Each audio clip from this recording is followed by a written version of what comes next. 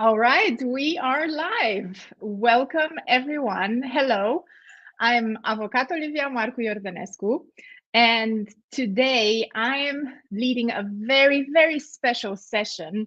And it's special because I have Adam Matalon by my side. I'm going to give him a chance to introduce himself shortly. And before I do that, I just want to make sure that we are live and everything is running smoothly online. And in the meantime, just let us know in the comments who is joining us in today. Where are you from? What company are you building? And welcome to everyone. Yes, we are live. Amazing. Okay, so hello everyone. For all of you who are here with us tonight, or maybe it's during the day, because Adam is also streaming on his page. It's my honor and privilege to have Adam Matalon today with us. And the reason why this is so exciting for me is because Adam is the founder and CEO of Message HQ. It's a story and strategy consultancy working directly with founders. And because the reason I started these live sessions and the founders series is to bring more clarity to founders in the technology field and to support them with their challenges in the fundraising process. And so I'll just give the floor to Adam now. And yeah, tell us about yourself. Well, thank you, Olivia, very much for having me on. This is exciting, and I love what you do. And I know previously we've talked about that intersection, but to give everybody a brief overview. So again, as Olivia said, my name is Adam Matalon. I'm the founder and CEO of Message HQ. And we are a brand and story consultancy working directly with founders, leaders, the C-suite, to create competitive advantage through the art of story and how story affects brand.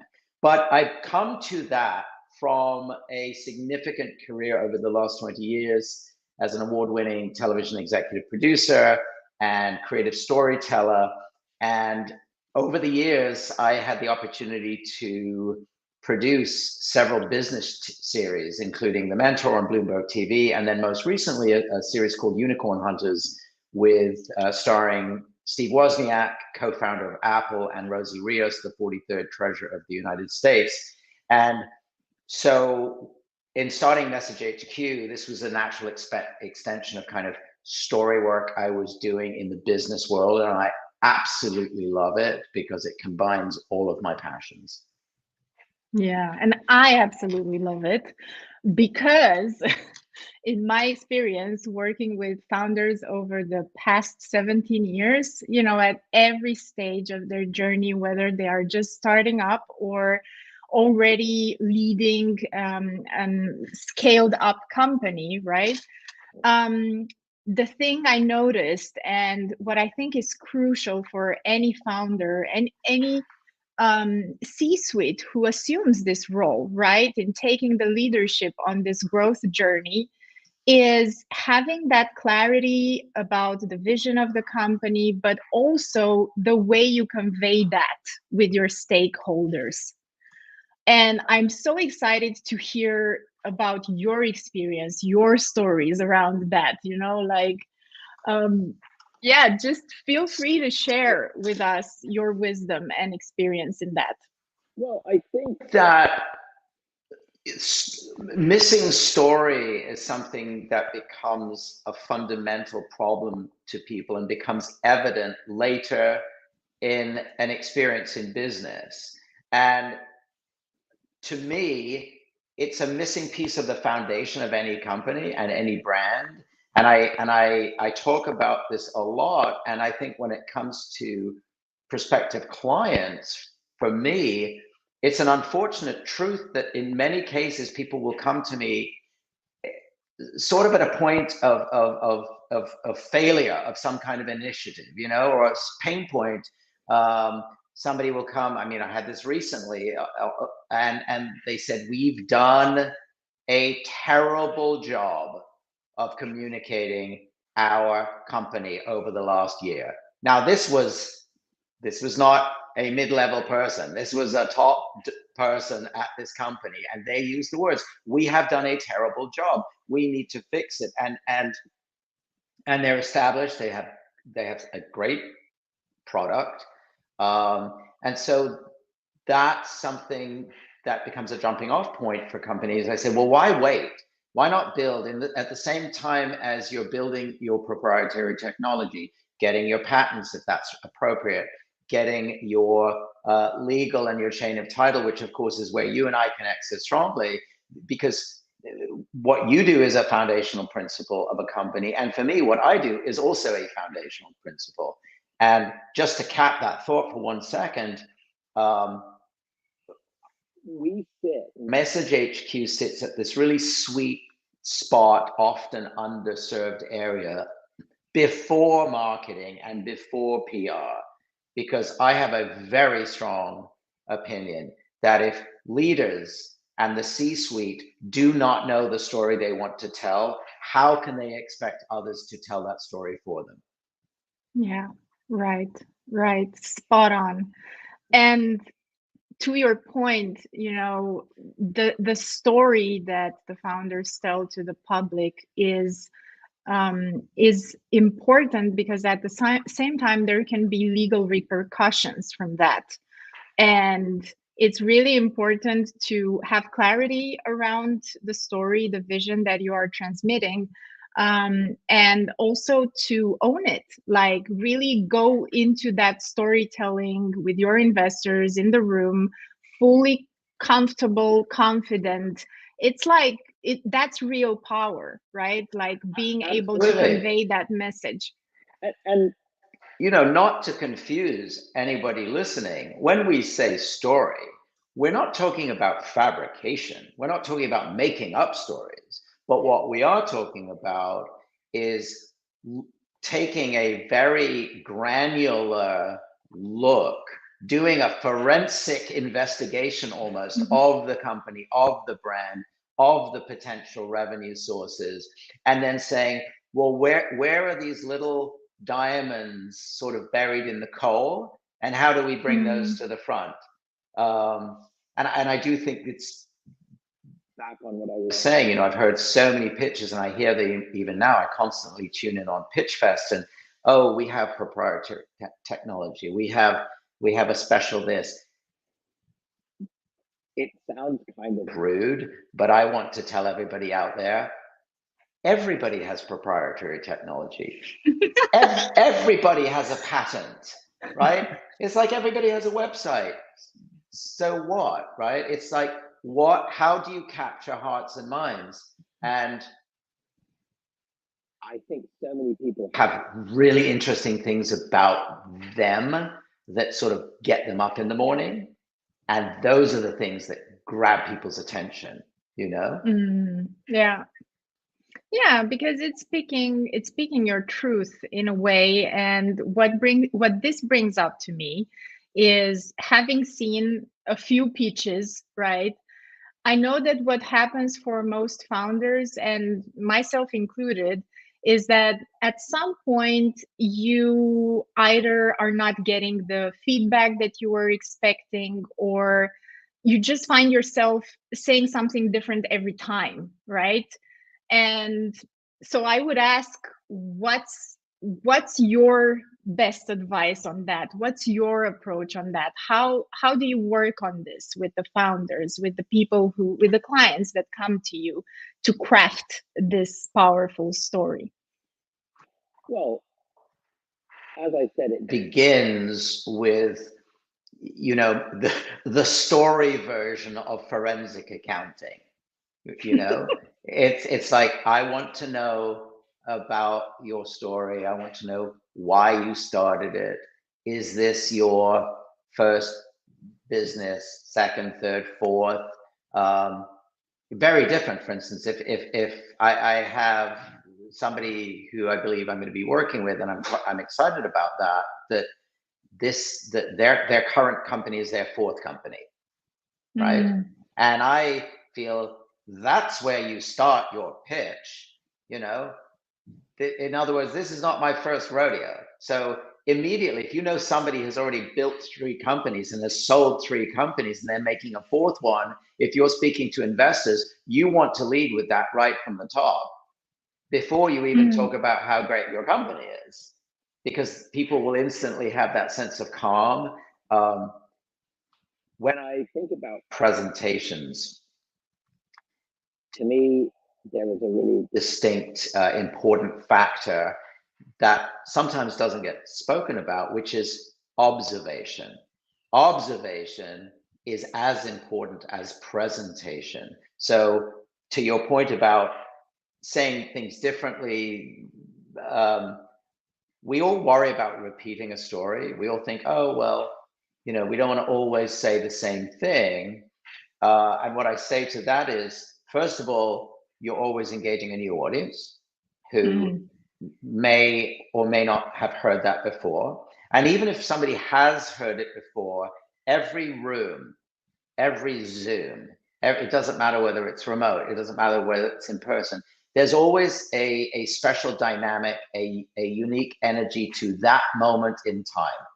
And so for a leader, a founder, whoever is presenting, whether it's to 2 people or 2,000 people, how do you go in focused with the objective to, number 1, charm the audience? That's the first job. Come in and go, hey, everybody, you're here to watch me. Now sit back, relax. We're going to have a wonderful time. And I'm going to talk to you about calculus. Right. But you see, that's the thing. You just laughed. And so in that moment, even if you start like that, the audience suddenly goes, oh, cool. Well, even if this is a terribly boring company, and even if, the person is interesting.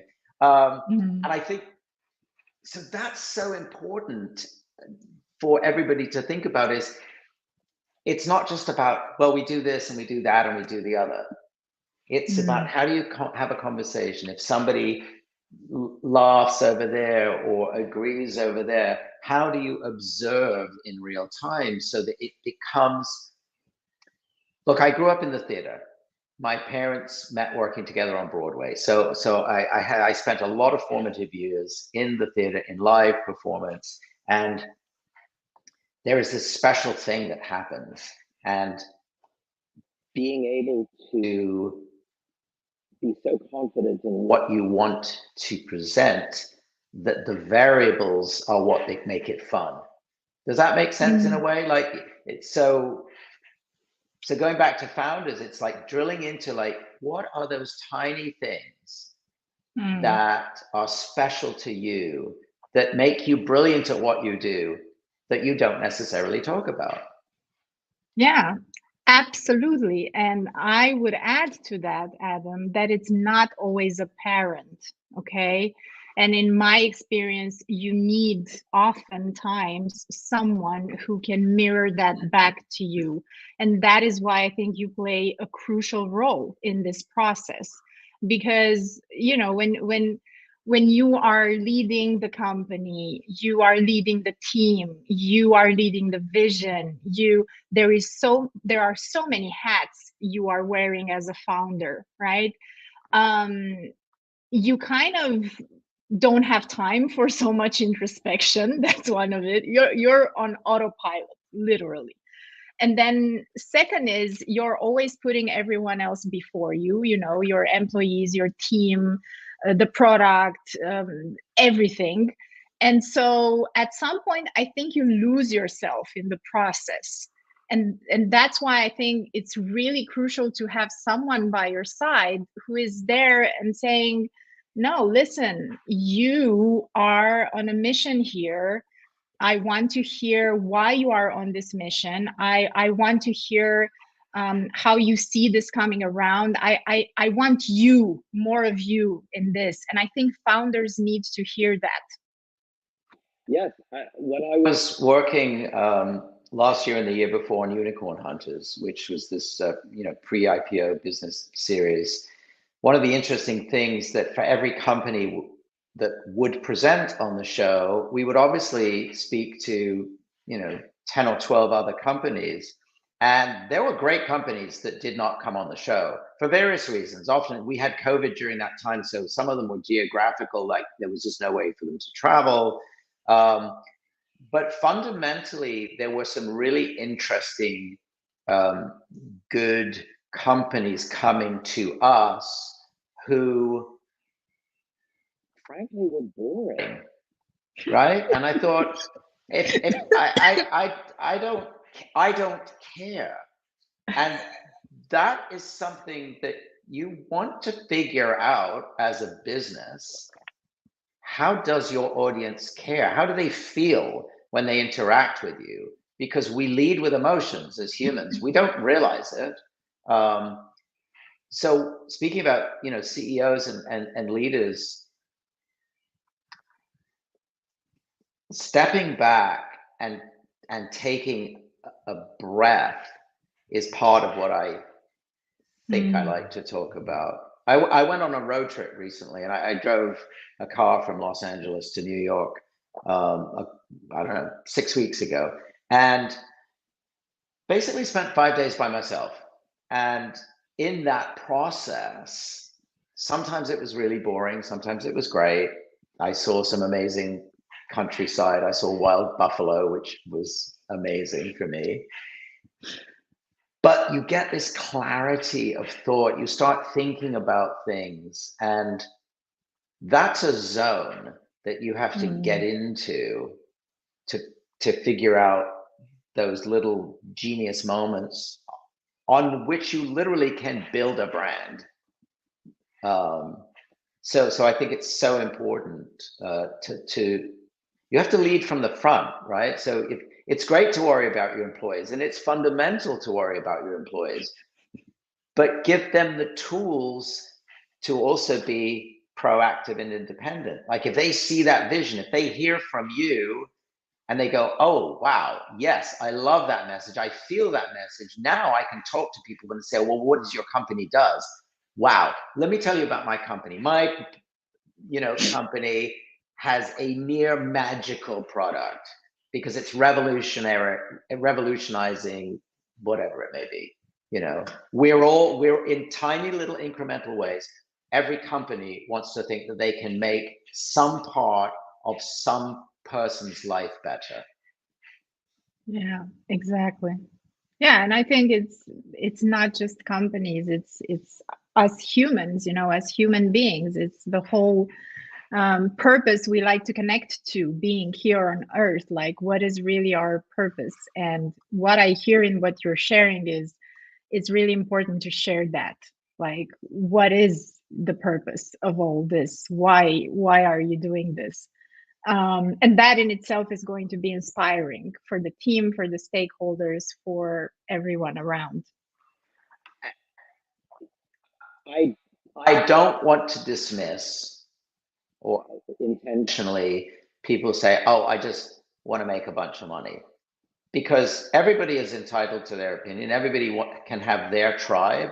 If somebody comes to me and I say to them, why did you start this company? Oh, I just want to make a lot of money. I mean, I'm less attracted to the idea of working with them. I mean, that's just the truth. I mean, of course, I want them to make money and I want to help them make money, but I want to know that it's more than just that. What's their vision?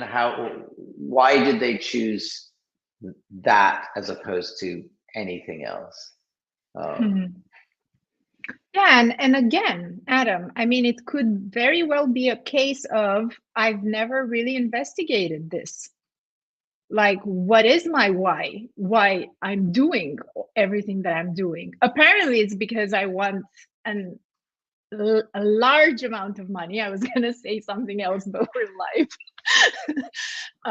But there's got to be something behind that, underneath all that. And I think that's where you step in, digging, doing the forensic work and helping them reveal that. I think that it takes a certain amount of courage, what I'm talking about.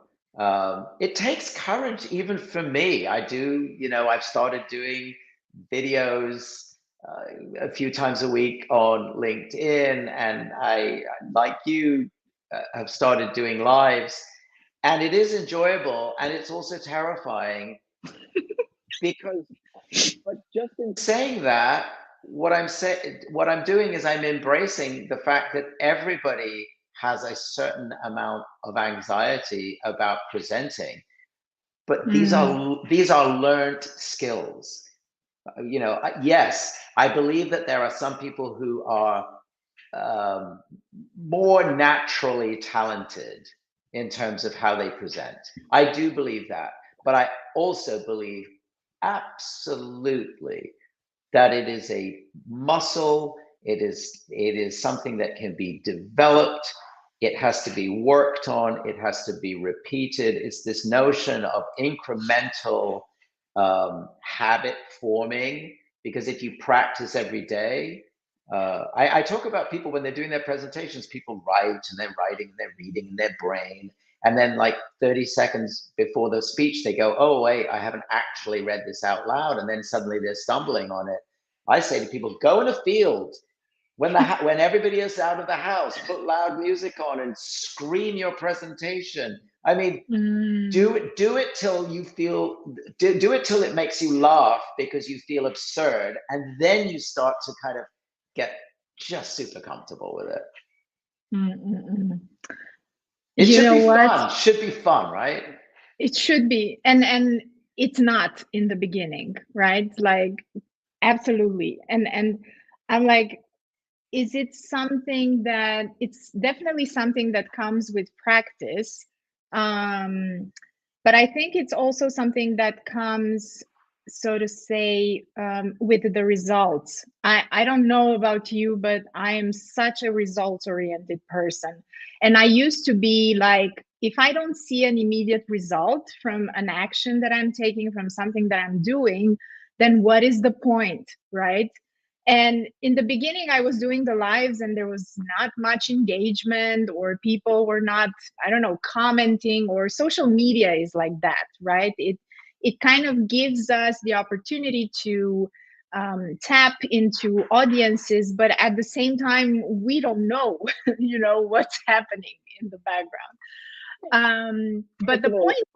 I want to just say, if anybody's listening out there, pay more attention to Olivia, engage with her more. Yes, no, but we do have eyes, and let us know in the comments if you have any questions for Adam, or any questions on the topic, of conveying your story to investors or other stakeholders.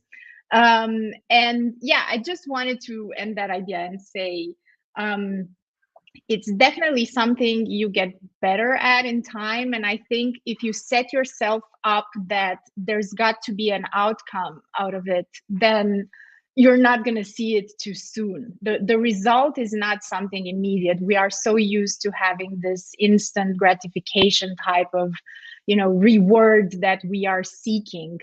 I think what's really powerful is when you get from your clients, from your investors, from your community that you are building by putting yourself out there. It can be months in the making or weeks, but it has happened to me truly. Like, clients coming back to me after a year and saying, you shared once about this procedure for recovering debt within the EU, which is really quick and fast, and I want to do that. And this was a year ago, by the way. Okay. So it definitely has an impact. You're not seeing it right away. And I think that's where also the lack of confidence or the self-doubt or the, is coming from. And people are like, okay, I'm not good at this because I can see an output, an immediate output from it. Well, I think that's the difference between objective and result. We can control objective. We can't control result. You can prepare fantastically well. You're going out in front of a group of investors. Well, you can prepare. You know what your objective is. You've done all the work. You can't guarantee what the result is. But I will tell you one thing, those investors, you're probably only going to get in front of them, that particular group, one time. And I like to remind people that this is sort of a one-shot deal. I speak to people that say, oh, I go to all these industry events and, you know, and I talk about my company and I'm pitching and this, and, you know, not a lot is happening. And timing is definitely a thing, right? There is a truth to timing. There is a truth to market forces.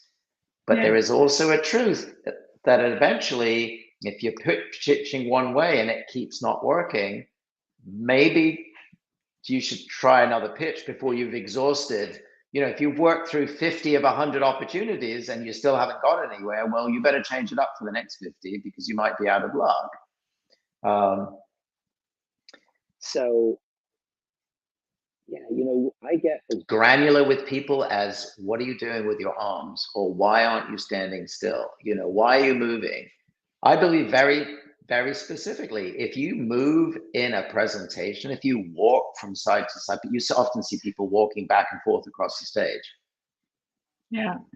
If I walk across the stage, it's because I'm going to look down, I'm going to talk to that one person or those three people, I'm going to make my point, and then I'm going to share it with the rest of the room, and then I'm going to walk back to center. That is like a decision. It's not a decision I may make. It's not a decision I make before, but it's a focused, oh, I see some interest over there, right? If you, Olivia, were sitting in an audience and you were down over here and I heard you laugh at something I said, I'd find a moment later and say, I direct it to you. So that's that observation part about what I talk about too. So it's a lot of work. And CEOs need to do it. CEO, Chief Energy Officer, Chief Entertainment Officer, Chief Excitement Officer, Chief Engagement Officer, right? There's so many E's that person should be, that is not just executive. I love that. Yeah. Chief Enrollment Officer. Yes. Enrolling people. Come and stand behind me and let's go, you know, let's go eat the other company's lunch. You know, that's the other thing.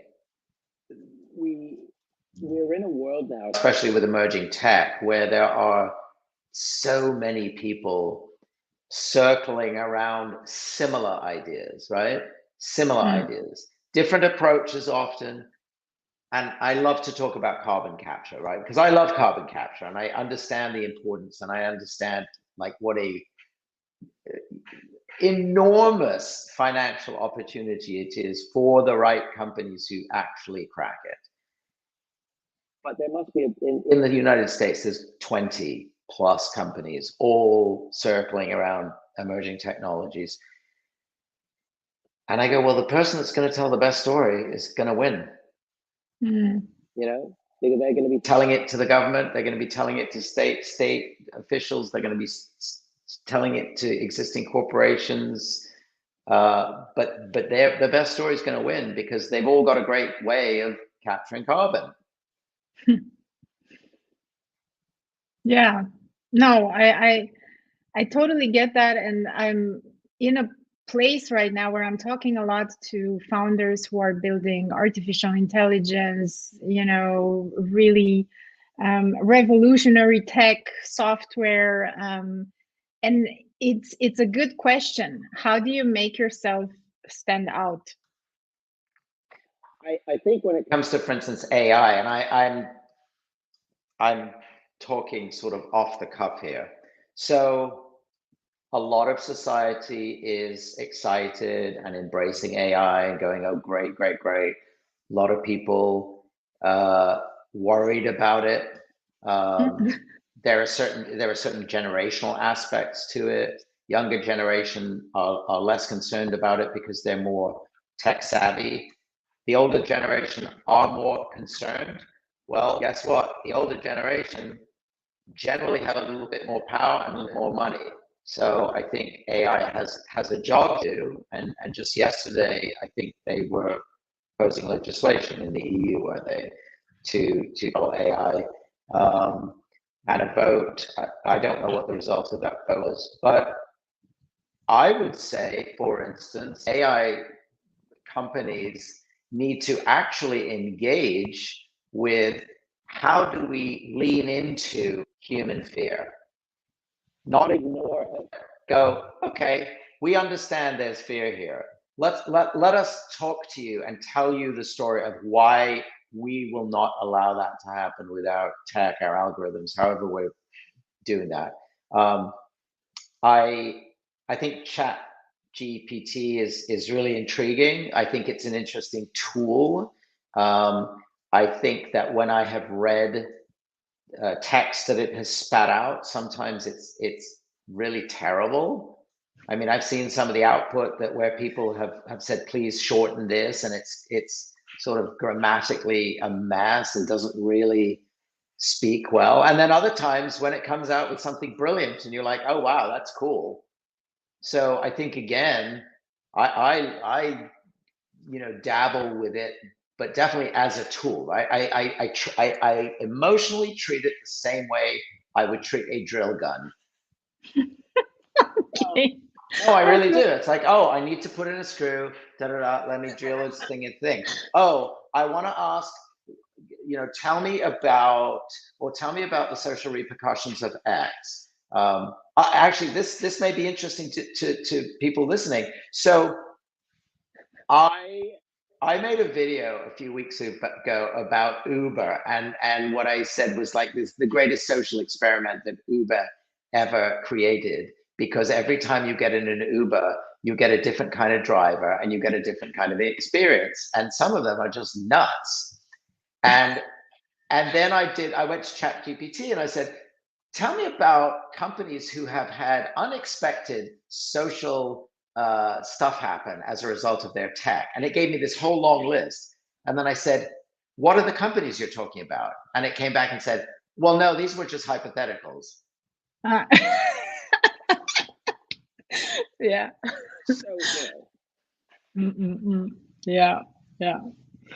No, absolutely. I think the question was how as a founder, how to make yourself stand out as bringing forth such a solution, where everyone is right now trying to promote solutions and companies, new companies, emerging technology as are being backed by artificial intelligence. And I think it always comes back, Adam, to understanding again, what's your why you started this in the first place, why, what is the objective, what are you trying to accomplish. It's great that you're embracing the new technology and the trends and so on and so forth, but what is it really bringing forth for humanity, and what's the vision going forward? Yeah, and for instance, how will, like, AI has this incredible potential to scale something, right? In other words, if you could do something before at X factor, AI can scale that exponentially because you're not dealing with humans doing the calculation. So I would say, if that's a tech that a founder's working on, talk about, again, that human effect. It's the human effect. Like, how does that make it better? I don't always say things that are necessarily politically correct in terms of like tech, right? But I take like Apple and IBM, right? I take PC and Mac. And I say, okay, well, there's a certain kind of person who is a Mac person, and then there's a certain kind of person who's a PC person. I understand, PCs are, cheaper. I notoriously, apparently, they get more infections, meaning software infections and all of this stuff. Viruses, yes, excuse the word. I don't use a PC, so I don't even know what a virus is. This is so good. Um, but obviously, for major companies, giving people multiple workstations, there's a cost factor, and just we're going to just constantly replace. But there's this emotional thing, right? With Apple, is they created this emotional thing where, like, oh, we're kind of sexy and cool, and we're really expensive. And if you buy a Mac, you too will be special. You'll be a better human being because you'll have a silver computer, and you will have spent that money, and you'll just naturally have a better coffee cup and your laptop under your head. And it's, to some degree, they all and do work the for same. the coffee shop. Yeah, and to some degree, they all do the same job, right? And I've used both. I have a preference, but I have used both in my time. I've had PC laptops and I've had Mac laptops. And then it's almost like the PC is the, oh yeah, we don't want those stuffy, hipster people. We're like the the working person's computer. Both of them are right, and they both have different emotional responses from a company, so that's another way of looking at it. Yeah. Okay, so what you're saying is find the emotion that you want to instill in your clients, your customers, and then you find a way to transmit that, to create that in the relationship with them.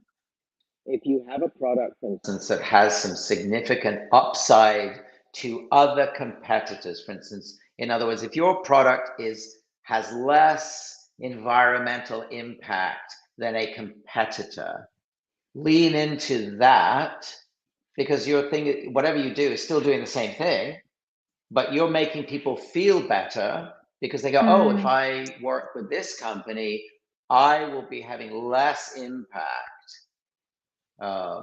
It's a tough conversation, right? Because again, yesterday in the news, all these a lot of this Saudi companies bidding on African carbon credits. And the question that is posed, is it another way of just avoiding reducing your carbon footprint as a company? And the audience, and when I say the audience, I mean your customers, society, people aren't stupid. People understand when they're being, whitewashed. Yeah. So companies have to, again, they have to tell story from an authentic, organic place. It's not fabricating a story, as I said. It's taking what you have and making it the best version.